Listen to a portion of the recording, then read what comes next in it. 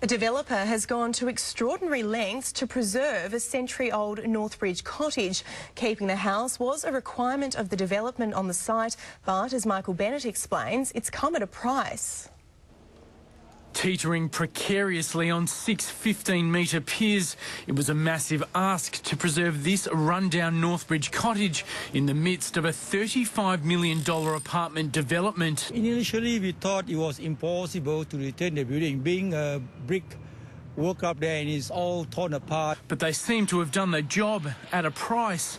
It set developer NW Construction back $1 million to save the Gold Rush era residents. The threat of huge fines hanging over their heads if they failed. $250,000 penalty plus $25,000 every day. If you didn't preserve it?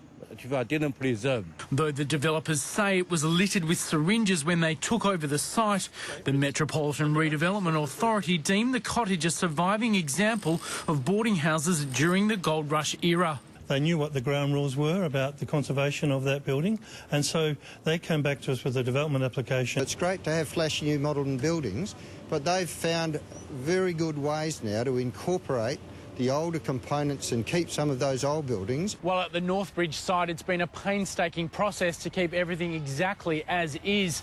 Here at the Waterfront project, the government is taking the opposite approach, removing the 1920s tea house building behind me piece by piece. The MRA won't say exactly where it will go, but it will be incorporated into the finished waterfront development. Meanwhile, the Northbridge cottage will likely end up as a cafe or restaurant. Michael Bennett, 10 News.